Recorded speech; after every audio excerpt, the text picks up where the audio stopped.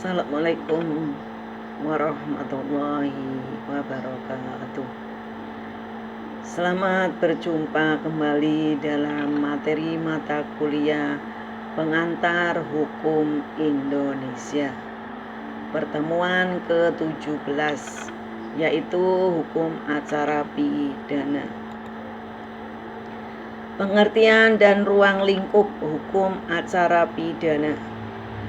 Menurut R. Susilo, pengertian hukum acara pidana adalah hukum yang mengatur mengenai tata cara bagaimana menyelenggarakan atau mempertahankan hukum pidana materialnya, sehingga memperoleh keputusan dari hakim dan bagaimana isi keputusan itu harus dilaksanakan. Ruang lingkup hukum acara pidana lebih sempit, yaitu hanya dimulai pada mencari kebenaran, penyelidikannya dan berakhir pada pelaksanaan pidana atau eksekusi oleh jaksa atau penuntut umum. Pembinaan narapidana tidak termasuk dalam hukum acara pidana, apalagi yang menyangkut perencanaan perundang-undangan pidana. Tujuan daripada hukum acara pidana: 1.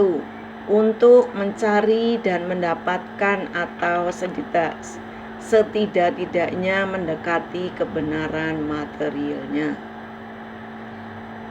Yang kedua yaitu untuk mencari siapakah pelaku yang dapat didakwakan melakukan suatu pelanggaran hukum.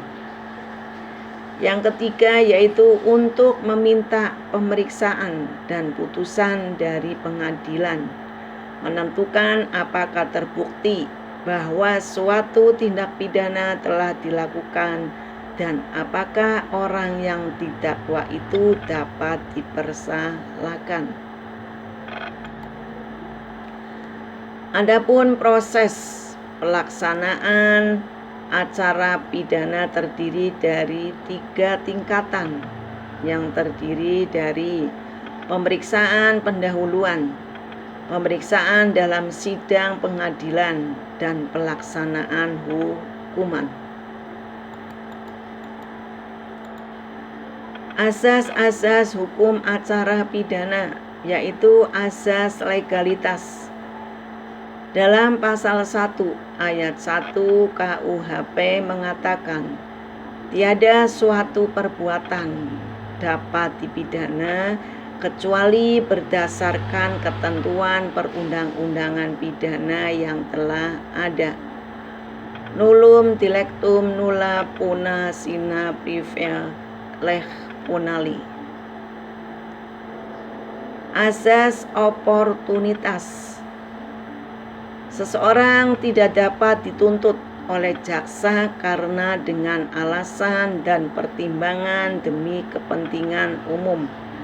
Jadi dalam hal ini diponerin atau dikesampingkan.